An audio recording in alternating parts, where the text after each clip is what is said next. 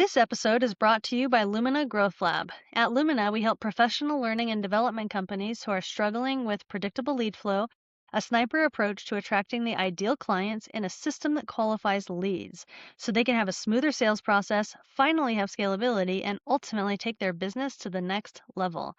Most of the time, our clients come to us frustrated because nothing seems to work outside of word of mouth and referral-based lead generation. But with the right strategy and support, they're able to confidently add new channels of lead gen, leading to a packed pipeline that creates sustainable revenue and year-over-year growth for cheaper than ever before because of the use of AI technologies. If that sounds like you or someone you know, connect with me on LinkedIn, and I'd be happy to have a conversation with you about unlocking your business's potential. Now, let's dive into today's episode.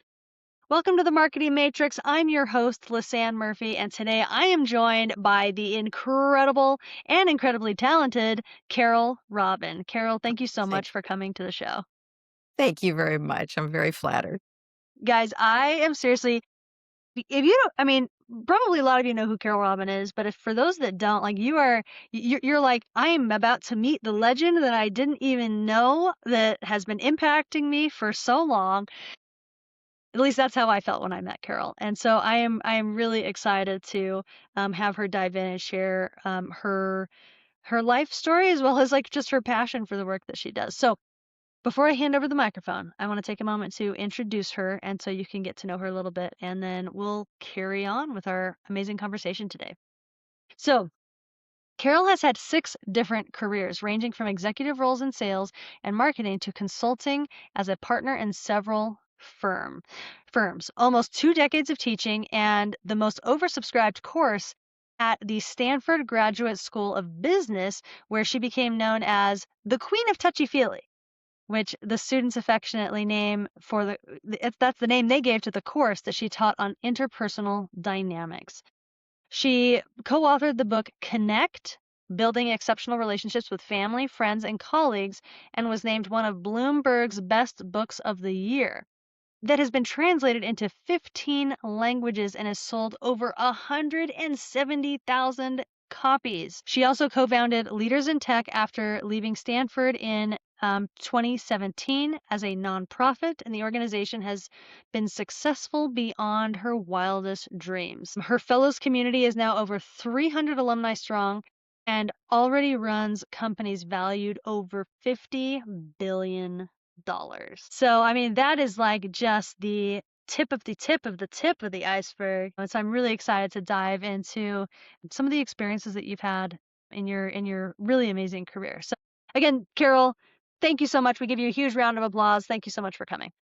Thank you for having me. Okay, so Carole, did you give us a little bit of the background here? Did you start in corporate and become a professor? Did you start as a professor and then work in corporate? Like how did this journey happen for you? Yeah, well, it was a very circuitous journey. And no, I did not start in academia. Very much started in the corporate world, in sales and marketing, in fact, not even in the field that I ended up teaching in. And at one point, though, I decided I wanted to go into leadership development and leadership consulting. And I decided to go back to school to get a PhD. Well, initially to get a master's in organization behavior. And then I fell in love with being back in school, so I decided to get a PhD in human and organization systems. And in fact, at my very first dissertation committee meeting, I sat my committee down and said, just for the record, I am not getting a PhD because I'm ever going to teach. So don't make me do all that stuff that they care about in academia because I am never going to teach. So I used to get this wonderful little postcard from the chair of my committee addressed to Carole Robin, Graduate School of Business, Stanford University, every year on my birthday that always started with, quote, "Let me be perfectly clear, I am never going to teach," unquote. That's fantastic. I love it. So even though you didn't start in academia, clearly your path being in organization and the things you've done in academia have kind of followed like the same like stream. I'm really curious, like when is your earliest memory, and this could even be when you're a kid, but like when is your earliest memory of being interested in human transformation, of leadership change, like that sort of field of thought? So it's a great question, Lisanne, because I think the through line to everything I've done in my life professionally and maybe even way back when, before I even entered the work world, was that I was always fascinated by people. So I'm a natural extrovert. I gain energy from my interactions with others. And I also always found people endlessly fascinating. So, I was halfway through a master's in chemistry when I realized I didn't want to be a chemist. And I didn't want to be a chemist because I wasn't going to get to interact with a whole lot of people. So that was kind of my first clue. But I think that when I became a sales manager, which was very early in my career, I was the part of the job that I most enjoyed and that I felt most gratified by was the development of the people who worked for me. That was the aspect of managing that I most cared about, that I got the most fulfillment from. So I'd say it goes way back to my mid to late 20s. I had absolutely no idea that I would end up where I ended up. But and as I said before, I didn't think I was ever going to be a teacher. But now I believe I was put on the planet to help people learn how to connect with each other, how to connect across their differences, and how to develop stronger, richer, more fulfilling relationships. Mm, I love that. So something that's really interesting. I'm really grateful that you went back even to like your early educational days, Carole, because I really identify with that. My undergrad was food science, and I was in a food chemistry class where I actually realized like, what am I doing in all these science classes? Like, I'm a people person. Like, I'm not a chemist. Except that what I'll say, Lisanne, is that and I don't know if you can relate to this, but I suspect you can. We are scientists. We just happen to be social scientists. I like that. I like that.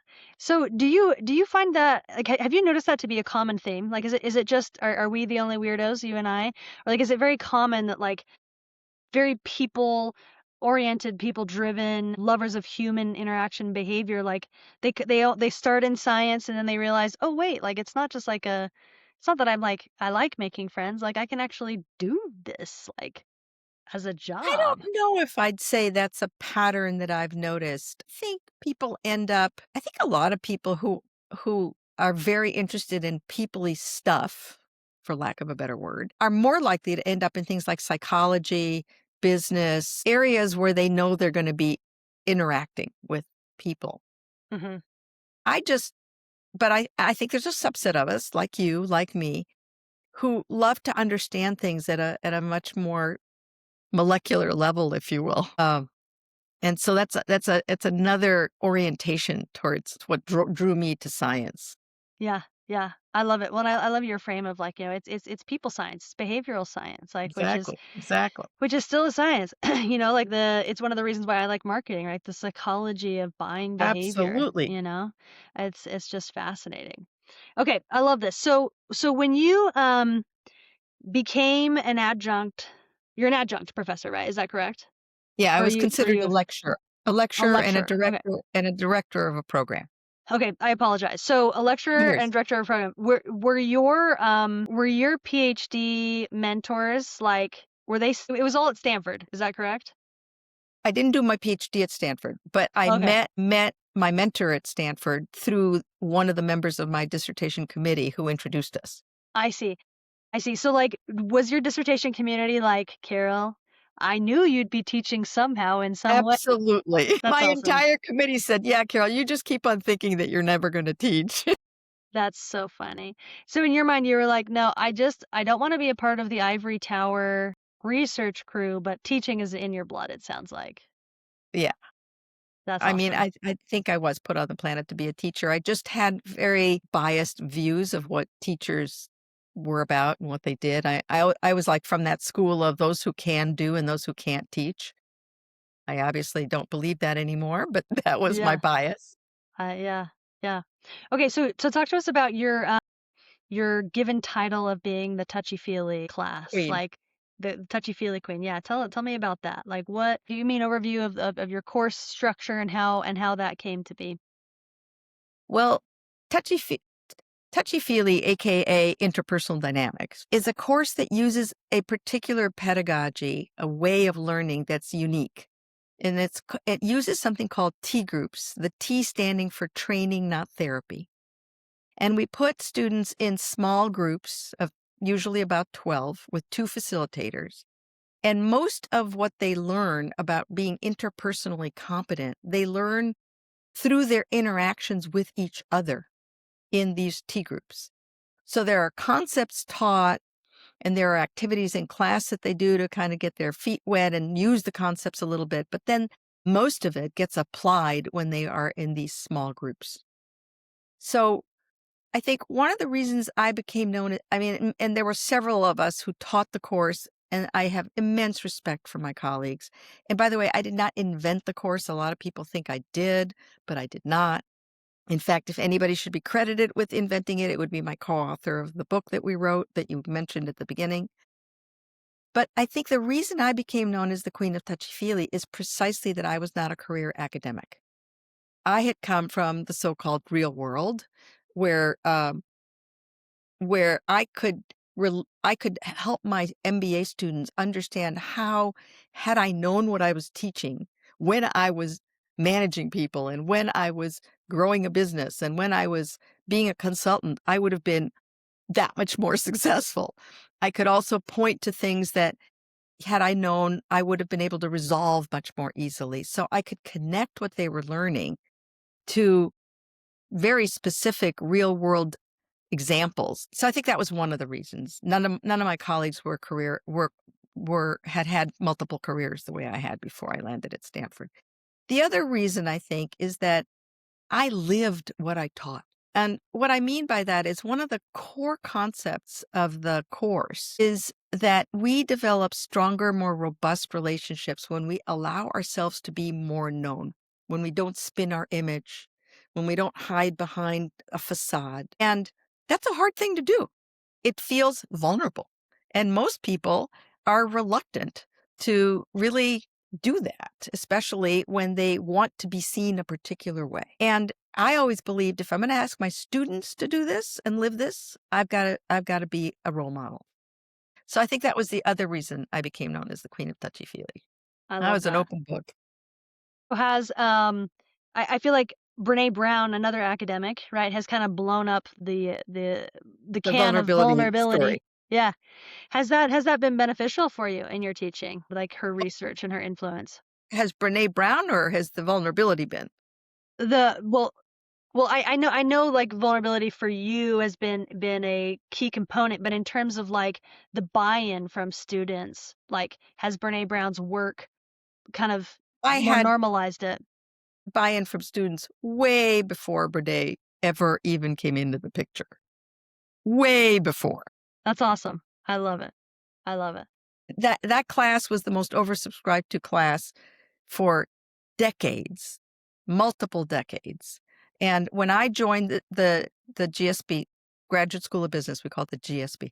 When I joined the GSB, which was in five-ish, I don't remember exactly the year, the class they were teaching 3 sections of Touchy-Feely for 36 students each section. By the time I left, we were teaching 12 sections of Touchy-Feely, 14 Wow. sections of Touchy-Feely.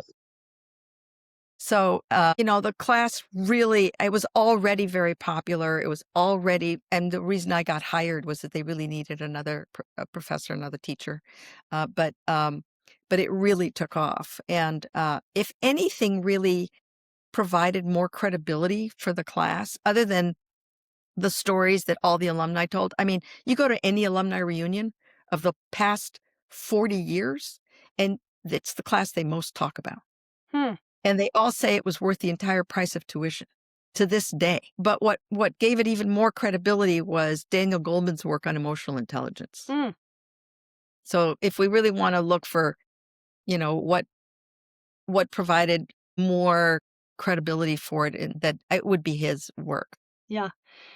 I just really appreciate these scholars that are bringing topics like emotional intelligence and vulnerability. Fact, one of the things that I always said and still say to this day is people do business with people. They don't do business with ideas or products or strategies or money. They do business with people. So getting the people part right turns out to be really important. And that's why this class is so key at the Graduate School of Business, not hidden away in some psych department. Okay, so let's talk about the next evolution from being the lecturer to running this community, right? The Our Fellows community. Talk about how the genesis of that experience. Right, right. So in 2017, I'd been at Stanford long enough to retire, but I was not ready to retire. However, I was really good and done with all the academic BS. I loved my students. I loved what I taught. I would have done it forever, except I just could not take another year of the administrative BS that went with teaching at an elite institution. So I had a gentleman who was a client of mine, I was an executive coach also, and he'd come to me in 2000 and said, Carole, why don't you leave Stanford and why don't we bring the Carole Robin curriculum to Silicon Valley, to tech, because it's sorely needed. And I said, oh, Joe, thank you. I'm really flattered, but no, I'm not leaving. I love my students. I love what I teach. And I'm a square peg in a square hole. So he came to me every 6 months for 10 years No way. till he talked me into leaving Stanford and starting this Leaders in Tech. Leaders in Tech is the name of our organization. Wow. And I said at the time, well, but Joe, why would anybody come to a Leaders in Tech program? I mean, for God's sake, there's an exec ed version of Touchy-Feely at Stanford that I had helped create. There are other there are a gazillion leadership development programs. Why would they come to Leaders in Tech where nobody's ever heard of us? He said, oh no, that's where you're wrong, Carole. People have heard of you and they have heard of Touchy-Feely. And I was like, no, nobody's heard of this unless they're Stanford affiliated. He said, well, Carole, you now have thousands of students who talk about this all the time to anybody who will listen. So I was like, well, okay, I don't believe we'll ever make a go of it, but sure, I'll try it. I was leaving Stanford anyway. And so we sent out 350 emails no, I'm sorry. We sent out a couple dozen emails to some of the venture capitalists we knew in the Valley and some influencers we knew. And we said, hey, we're starting this thing. It's a program. It's based on Touchy-Feely. It's for founders, CEOs, founders. You can be one or the other of pre-IPO companies in tech. And if you know of a CEO or founder, or CEO and founder, co-founder, send us send us their name and nominate them for our program. So and this is the way our program works. You have to be nominated to apply. We got 350 nominations in 2 weeks. The first 2 weeks. So like So at basically a that point, 10x from like what the emails so that at you that sent. point, I looked at Joe and I said, I guess this is what people call product market fit. And we invited those 350 people to apply. Well, of those people, and then I said, well, who knows who's going to apply?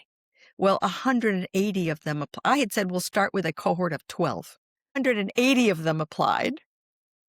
And another 100 said, I can't do it this year. Can I apply next year? So we were clearly off to the races. So we didn't start with 12. We started with 24 in the spring of 2018. That was our first cohort. And so we did one cohort in 2018 of 24. By the end of that year, we had a lot of people clamoring for more. And so we did a cohort of 36 the following year. And then what we had not anticipated was that all these CEO founders said, but what about my people? I want my people to go through something like this too. So then we created another program for people who worked for CEOs and founders, in these companies. Then the VCs started saying, what about us? We want ours too. So then we created a program for VCs, for influencers and investors. Long story short, next year, we are going to run 5 cohorts of 24. Let's go, Carole. That's amazing. In I love addition to like 5 cohorts of pre-seed founders, I don't know, 4 cohorts of for people who work for CEOs, founders, and influencer investor one. So, I mean, it's just taken off. Yeah, that's so exciting.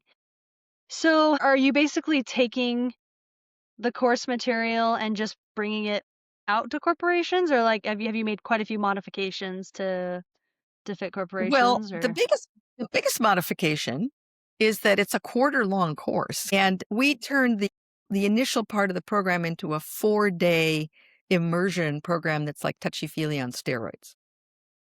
so much touchy-feely? Yeah, it has a lot of the core components, and it uses this T group methodology that I was talking about. Very, very, uh, we're very true to that methodology. In addition to that, I had taught high performance leadership. I had taught coaching and mentoring. I had run a program called the Arbuckle Leadership Fellows Program, which was a 2-quarter course that students took after they'd taken Touchy-Feely, where they got to figure out how to apply everything they'd learned in Touchy-Feely. And the second year students who took it coached first year MBAs Mm, to learn how to coach and mentor and develop stronger relationships. And so I took a lot of that material, and the Leaders in Tech program for the Leaders in Tech Fellows for the founders and CEOs is this 4-day immersion followed by a monthly, something monthly. The first 2 months are 2 hours online. The 3rd month is a full day, again, bringing everybody together. And then the next quarter is 2 months in a row online and then bringing everybody together. So it's a 10-month program. But, CEO founders aren't gonna take an entire quarter off. So we had to modify a lot in order to make sure that it was viable for executives, CEO founders and executives too, to actually be able to participate in a program that would let them continue to work while they were learning. yeah, I love this. So why do you feel like this is such a sought after experience? Like what is it that people are craving that they get out of it? It's a wonderful question. So first of all, what we learned for decades at Stanford, what I continue to learn at Leaders in Tech, is that being interpersonally competent is a determinant of not just professional, but personal success.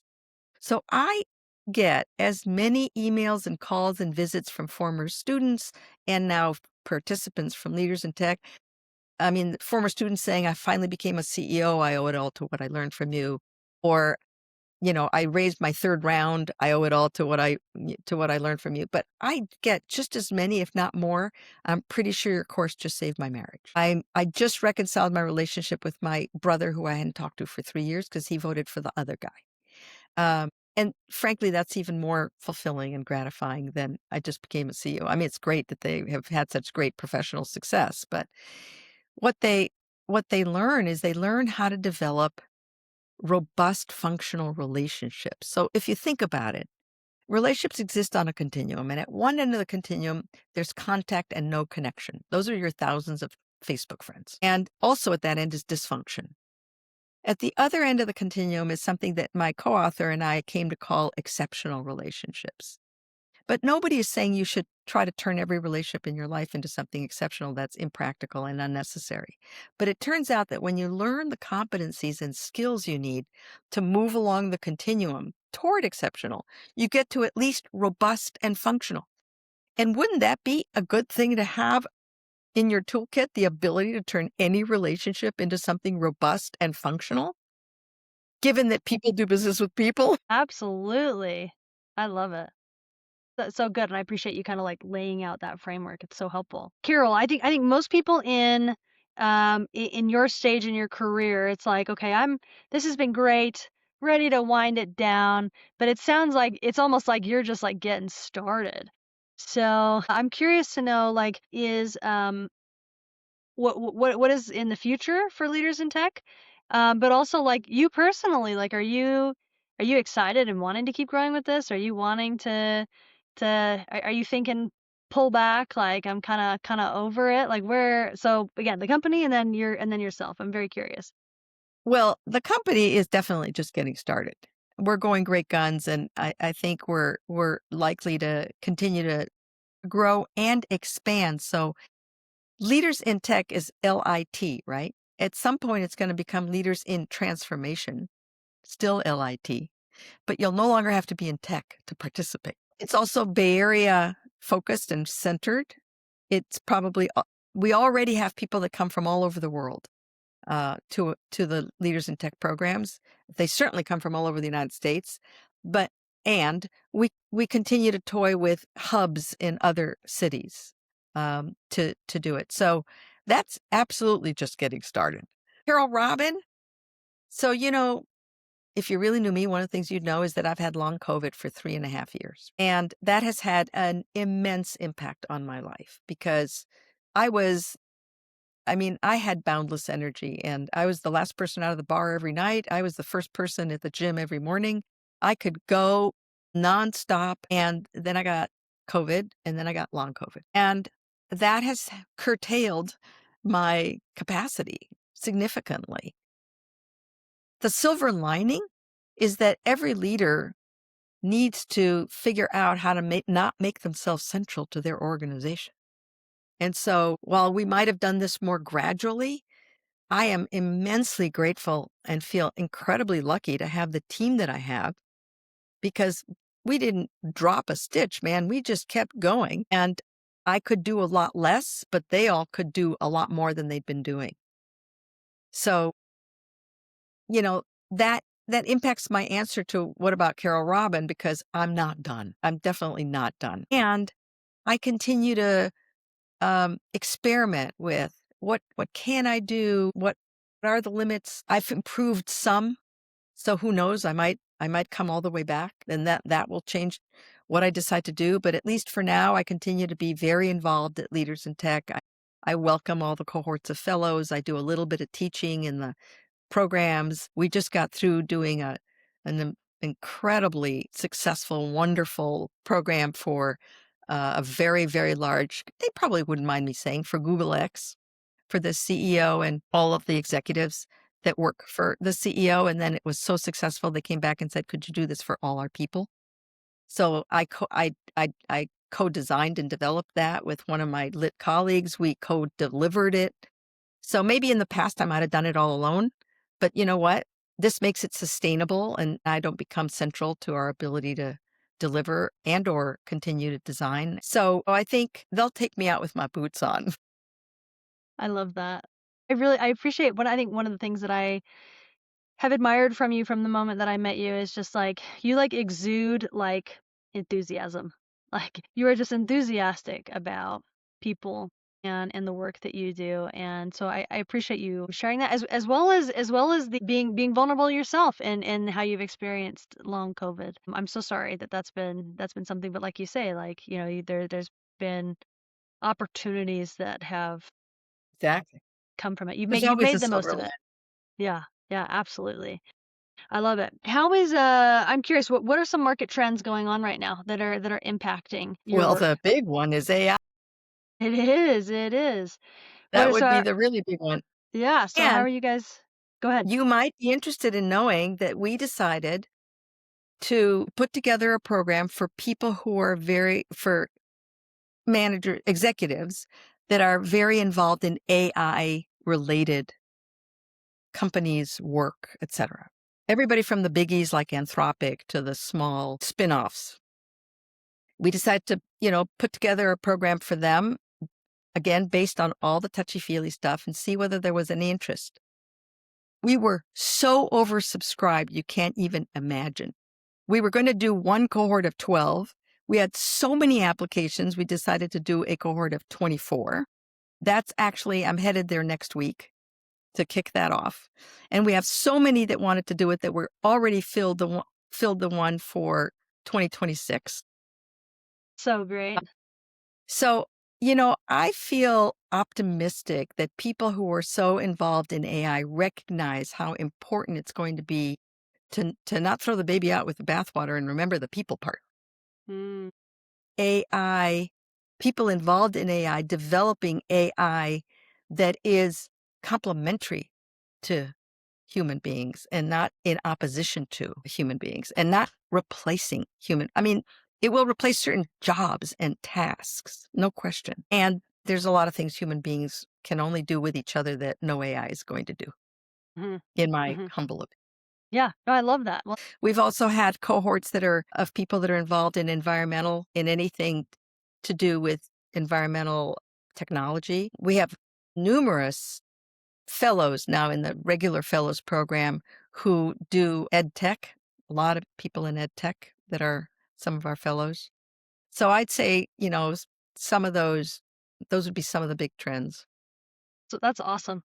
I love it. I'm so excited for you and for the present and the future of lit, right? Leaders in transformation. And I think it's so neat how every time you create like a new sector or subset of like what it is that it's just people are flocking to the opportunity to be involved. So it's really remarkable.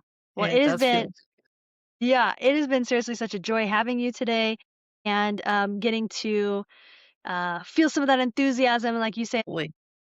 but so for people that want to find Leaders in Tech or your book or follow you, where can people get connected? So if you wanna learn everything that we teach in the course, whether it's at Stanford or at Leaders in Tech, pick up a copy of Connect: Building Exceptional Relationships with Family, Friends, and Colleagues. Notice the order: family, friends, and colleagues, which is like taking the course one chapter at a time, including deepen your learning sections at the end of each chapter where you get to put to use what you just learned. It's not an academic book. All the concepts are taught through various stories of relationships, a man and a woman who work together, a father and a son and a daughter, a married couple, etc. So that's one way to learn the actual stuff we've been talking about, the material. Leaders in Tech is leadersintech.org. If you go to that website, you'll see. Oh, and by the way, another thing at the book website is there is some free downloadable under activities, a self-assessment. You can take it yourself, give it to people around you, and then compare how you see you to how others see you. There's a free downloadable start your own learning group if you want to bring up a few people together or your team together. All you need to do is invest in a book. Leadersintech.org will tell you all about the programs that we run and also has a list of all of our sponsors. You'll see some very, very big venture capital names as sponsors because we are a nonprofit. And you'll also see a list of all the CEO founders who've been through the program, alumni. And you can connect with me, Carole Robin, LLC. Carole, Carole, Robin, Robin. And you'll probably put in the show notes how to get through to me on LinkedIn. And, you're welcome to send me an invitation to connect. And if actually, you can't just send me an invitation to connect because too many people were connecting with me and trying to sell me things. So you'll need my email to connect with me on LinkedIn. So you're welcome to give your audience my email. And please, please, please don't send me a request to buy something from you. But I if love you'd it. like to know more or you'd like to follow me on LinkedIn, please do so. The easiest ways to get more. Love it. Well, guys, I'm going to put the links and Carol's handle in the episode notes.